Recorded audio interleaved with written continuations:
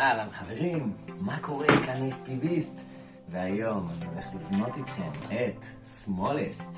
סמולסט זו שלדה שפיתחתי יחד עם יואלי בן ארי, התותח על החלל, מהנדס מוכשר בחסד שבאמת עזר לי להגיע לרמה הממש גבוהה הזאת, שנותנת בדיוק את המענה שחיפשתי, שבעצם חיפשתי את השלדה שתוכל להרכיב על עצמה פרופ 5.1 אינץ' וגם שתהיה הקצרה והקטנה ביותר וגם הקלה ביותר. עכשיו, אני לא יודע, זה שוקל 18 גרם, זה פריים של 5 אינץ' פרופ. זה די קל, אני לא יודע כמה מעבר לזה קל יש, אבל אני אומר לכם כבר פחות מזה, זה כבר מאוד מאוד יכול להיות שביר. אבל בכל מקרה, היופי בשלדה הזאת, אם אתם רואים, יש פה חורים לברגים שהם קונוס, שלי קאונטר סאנק סקרוז, שנכנסים לבפנים, ואז בעצם לבטריה נעים ונוח כזה. מה שאנחנו נעשה עכשיו, פשוט יש פה את כל האביזרים מרגיעים האלה, אנחנו נראה לכם כזה, מה הכנתי פחות או יותר, בואו ניקח את המצלמה. ונראה לכם בדיוק מה הכנתי פה. אז ככה, יש לנו קודם כל את הקקוט טקו קומבו, עוד שנייה אני אפתח הכל ואראה לכם, אבל יש לנו פה ברגים למנועים, יש לנו פה כבל ה-XT60 ו-XT60 וקפסיטור וכמה סטנדופים וברגים קומבו הזה, שאני הולך להחליף לו את הברגים, קצת מודיפיקציות של התחלה, אני הולך לשים את הספייסרים הארוכים האלה מאלומיניום ועוד ברגים סוגרים ועוד אומים כזה שיגנו על ה-GPS שהולך להיות למעלה ממש. מבין כל הפלטות האלה דווקא אני לא אבחר את ה-FPVist, אני אבחר דווקא את זאתי כי אני הולך להתקין עליה את ה-GPS בצורה מסוימת והיא הולכת לעבוד לי טוב. המאונטים למצלמה מודפסים 3D כאלה כדי שהמצלמה תבלוט החוצה מהגוף. פלסטיק שהולך לעטוף את ה-GPS מלמעלה, להגן עליו. יש לנו את הפוקסיר שהיא בעצם ה-Toothless 2, פיצית, ננו, קטנה קטנה קטנה. יש לנו את הפוקסיר, יש לנו את המיקרו לוליפופ שהיא גם כן ממש ממש קטנה עם זווית 90 מעלות. יש לנו את ה-XM פלוס שהיא בערך 2 גרם. יש לנו את המנועים האלה, EMAX 1606, RS 1606 ואת זהו, בואו נתחיל. אז הוצאנו את כל הדברים, יש פה את הבקר הטיסה עם הבקר מהירות והמשדר, ויש פה את האנטנה ויש פה את המצלמה ויש פה את ה-GPS והמקלט, הכל פה מוכן, והמנועים. מה שאני עושה דבר ראשון,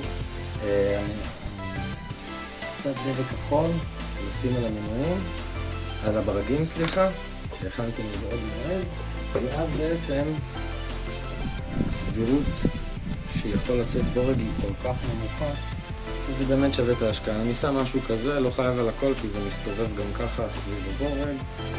לקח את המנוע. עכשיו משהו שלא עשיתי קודם שאני מעדיף לעשות אותו, ולקחת את המנוע, לקחת את החוטים ועם הקריות של הבוהן לכל הכיוונים לקופף עד שזה יוצא בערך ישר, כדי שזה ילך גם ישר על הזרוע. אז בעצם אחרי שעשיתי את זה מתחיל להבריג. אני לא מבריג עד הסוף, אני מבריג ממש ממש טיפה, רק בשביל שיתפוס את המנוע, כדי שישאר לו חופש. החופש הזה יעזור לי לסובב אותו על הציר פה, ובעצם ככה אני יכול להתאים אותו לאיפה שאני רוצה בצורה נוחה. אם הייתי מחזק זה היה לי קצת יותר קשה. הבורג השני אני יכול לסגור קצת יותר חזק, כי כבר יש לי כיוון, 2 ברגים אלכסוניים. הבורג השלישי אני יכול לשים אותו איפה שאני רוצה, זה כבר לא משנה. והבורג הרביעי. עכשיו, אני סוגר אותם בדרך כלל כמו שאני סוגר ברכב את הגלגלים. 1, מקביל אליו 2, מקביל אליו 3, מקביל אליו 4, ובודק שכולם באמת נעולים. חלש חלש, לא הרבה כי זה ברגים של M2, ונעשה את כל 4 עכשיו. טוב, אז הקבתי את המנועים, 4 ברגים, הכל עם דבק כחול. עכשיו השלב הבא שאנחנו צריכים לעשות זה לקחת את הבקר הזה, את הקומבו הזה, לפרק את כל הברגים, להוציא בעצם את המשדר, להוציא את הבקר טיסה, לא לאבד את אלה, ואז ברגע שאנחנו מוציאים אותם, אני יכול למקם את הבקרי מהירות על גבי השלדה, וברגע שאני ממקם אותם, אני יכול להתחיל לחתוך את החוטים של המנועים, כדי באמת להתחיל להלחים על הבקרי מהירות. טוב, שחררתי פה את המשדר. הופה, יפה. יש לנו לשחרר גם את זה, זה ייקח לי קצת זמן, עוד רגע אני אשחרר את זה. מפרק את הבקר טיסה מהבקר המהירות, מוציא את כל התושבות, ועכשיו מה שאני הולך לעשות, אני אשאיר את הפלטה הזאת, כי זה ספייסרים בדיוק לגובה של הקונקטור, אז אני אשאיר את זה, ואני אחליף את זה עם ברגים שהכנתי מבעוד מועד לשלדה מתאימים, שהם עם ראש כתום, קאוטר סנק, וזה יתאים.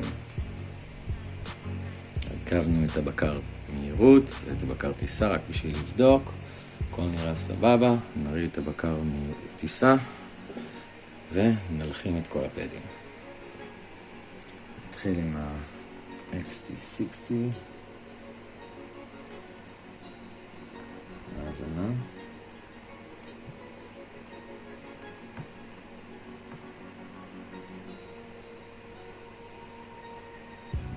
גם פה אנחנו נשים את הקפסיטור שיעזור לנו לאגור עוצמה עם הבטריה, וגם יאזן לנו את המתח למשדר וידאו. עכשיו נעשה את כל הקטנים. שנייה, אני אראה לכם שסיימנו.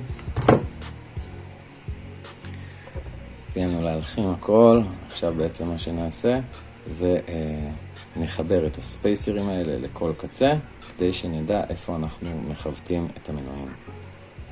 עכשיו, אחרי שהתקנתי את הספייסרים האלה, אני יודע בדיוק מאיפה להעביר את החוטים, ועכשיו נתחיל לחתוך ולהלחים את החוטים לפה.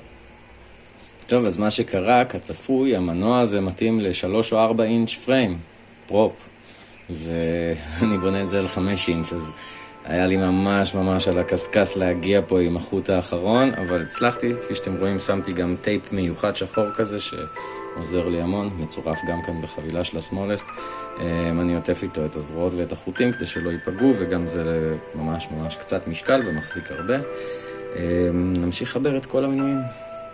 לא יודע אם אמרתי, אבל כפי שאתם רואים, אני תמיד מאבטח לפני שאני בודק את האורך של החוטים, כדי שיהיה לי קיבוע נוח לעבוד איתו, ומעבר לכך גם אני שם את אלה, ומעבר לכך גם אני שם את הסטנד-אופים פה, שיהיה לי ריווח מסוים, שלא פתאום יבוא הבקר טיסה, ויעשה לי רווח ולא יהיה לי רווח בגלל זה. אז שמתי ספייסר כזה, סטנד-אוף כזה, שיהיה לי להקיף אותו עם החוטים של המנוע. במקום לעשות את כל המנועים, עשיתי רק את השניים, ואז ראיתי שהשניים האלה הולכים לשבת לי על ההלחמה של ה-XT60. העדפתי לעשות קודם כל את ההלחמה, והלבשתי עליו גם את הקפסיטור. אני שמתי קפסיטור משל עצמי, לא חשבתי שצריך 35 וולט, שמתי 25 וולט, 470 פרד במקום 35. מה שאני עושה עכשיו, אני ממליץ לכל אחד לעשות את אותו דבר. דבר ראשון, כל ההלחמות שלי, אני משתמש במברשת ומבריש אחרי כל ההלחמה כדי שלא יהיה קצרים. חובת המברשת הזאת או מברשת שיניים או משהו דומה. דבר נוסף, אני הולך להלחים פה את ה-XT60, את הקונקטור, XT30 אני הולך לשים, שזה קטן יותר. העניין הוא שאני ממליץ לכל אחד לעשות את מה שאני עושה, זה בעצם לשמן את החוטים בבדיל לפני ההלחמה בעצם לקונקטור. וגם אני עושה את זה עם הזווית של החוט כלפי מטה. למה? כי הבדיל הופך לנוזל, ואם הייתי שם את זה ככה, זה פשוט היה נוזל כלפי החוט, והחוט היה נהיה קשיח. אז חשוב מאוד לעשות את זה כלפי מטה. ואני נעזר בפינצטה כזאת, פינצטה הפוכה, שעוזרת לי הרבה פעמים. פשוט מחזיקה לי את הקונקטור בצורה יותר נוחה. אז מה שאני אעשה זה, אחרי שאני מחזיק את הקונקטור, מוודא שזה פלוס, אני בעצם יחזיק אותו באוויר כזה. רגע, הנה טעות. למה טעות? כי הייתי צריך לשים קודם כל את השרינק. הכנתי מבעוד מועד שרינק אדום ושרינק שחור. עכשיו אני רואה שהשרינקים מאוד קרובים להלחמה, אז אני חייב לחתוך אותם בקצת, אחרת אין סיכוי שזה לא יתכווץ, ואני לא רוצה שזה יתכווץ לפני. אז הנה, הלבשתי את זה, נלביש גם את השחור. פתחתי גם אותו קצת. החלטתי לעשות את החוט קצר, כי אני לא רוצה שיזוז הרבה, פלוס זה שעשיתי את ההלחמה כלפי מטה, שהחוט בחיים לא יעלה למעלה לפרופלורים. ואני הולך להבטח אחרי זה את החוט באזיקון לקפסיטור שיושב מתחת. אני שם קצת שעבה. שם קצת דיל על המלחים, למרות ששמתי על כל החוט. הנה קרה מה שחששתי, השרינק התכווץ טיפה. על חשש אפשר בעצם עם פינצטה להרחיב את הקצה שלו ולהלביש את זה.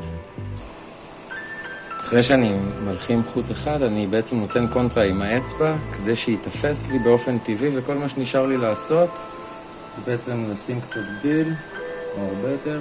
XT 60 או 30, כל הקונקטורים אני עובד בדרך כלל על טמפרטורות גבוהות יחסית,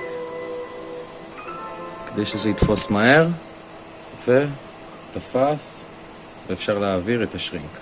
הנה גם השחור פה, השרינק השחור יתכווץ, בעזרת הפינצטה אני מותח, מרחיב אותו טיפה, ואז אני יכול לקרב אותו לאיפה שאני צריך.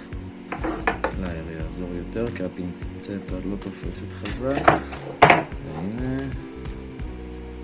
יפה. קצת מחמם. אני אוהב לחמם ולהכניס אותו עוד טיפה, שייכנס לה, יש איזה מגרעת כזאת פה, ואחרי שהוא נכנס גם למגרעת, אני מסיים את השרינק. ויש לנו XT 60. אנחנו כבר את האמת יכולים לבדוק 2 מנועים מתוך 4. אז בואו נבדוק. אוקיי, אז הבאתי בטריה של 3 תאים, עדיף 2 תאים, אני מעדיף כמה שפחות זרם. מי שלא בטוח בזה שאין לו קצרים וזה, שיבדוק קצר בין הפלוס למינוס לפני שהוא מכניס סוללה. אני פשוט, יש לי טכניקה, אני מתנהג כאילו יש קצר ומוציא ישר. אם לא היה כלום, אני יכול לבדוק עוד פעם. ויש לנו צפצוף, 2 מנועים עובדים, בואו נלחים את האחרים.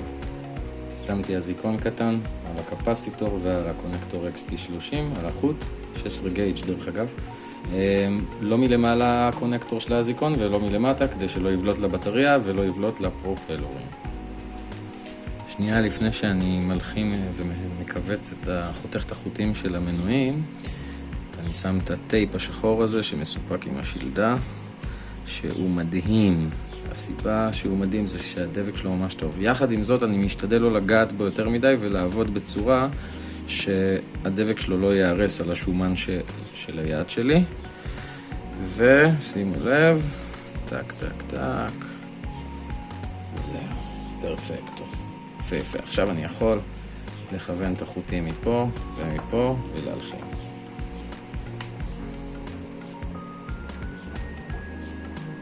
אז אחרי שהלחמנו את כל המנועים ובדקנו קצר, זה הזמן להכניס בטריה ולראות שכל המנועים עובדים. ואז בעצם סיימנו את השלב הסזיפי כביכול ביותר, כל ההלחמות, כל העיצוב, כל הדברים הקטנים האלה פה. מה שאני עושה עכשיו זה הולך לצפות את זה בסיליקון קונפורמל קוטינג, את כל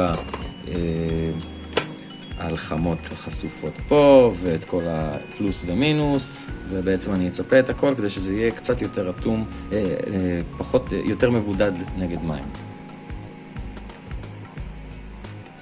אני אצפה את הכל יפה, שלא ייגע בשום דבר, לא גשם, לא לחות.